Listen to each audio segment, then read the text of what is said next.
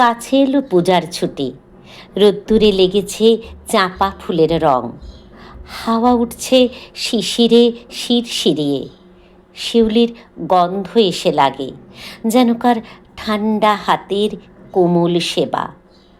আকাশের কোণে কোণে সাদা মেঘের আলস্য দেখে মন লাগে না কাজে। মাস্টারমশাই পড়িয়ে চলেন পাথুরে কয়লার আদিম কথা। ছেলেটা বেঞ্চিতে পা দোলায়, ছবি দেখে আপন মনে। কমল দিঘির ফাটল ধরা ঘাট আর ভঞ্জদের পাঁচিল ঘেঁষা আতা গাছের ফলে ভরা ডাল। আর দেখে সে মনে মনে তিসির খেতে গোয়ালপাড়ার ভিতর দিয়ে রাস্তা গেছে এঁকে বেঁকে হাটের পাশে নদীর ধারে।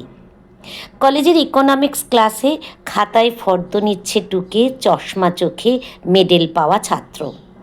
হালের লেখা কোন উপন্যাস কিনতে হবে, ধারে মিলবে কোন দোকানে মনে রেখো পাড়ের শাড়ি, সোনায় জড়ানো শাঁখা, দিল্লির কাজ করা লাল মখমলের চটি, আর চাই রেশমে বাঁধাই করা অ্যান্টিক কাগজে ছাপা কবিতার বই। এখনও তার নাম মনে পড়ছে না। ভবানীপুরের তেতালা বাড়িতে আলাপ চলছে সরু মোটা গলায়। এবার আবু পাহাড় না মাদুরা না ডালহৌসি কিংবা পুরী, না সেই চিরকেলে চেনা লোকের দার্জিলিং। আর দেখছি সামনে দিয়ে স্টেশনে যাবার রাঙা রাস্তায় শহরের দাদন দেওয়া দড়ি বাঁধা ছাগলছানা 5টা 6টা করে।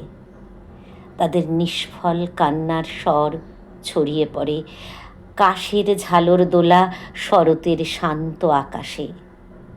কেমন করে বুঝেছে তারা এলো তাদের পূজার ছুটির দিন।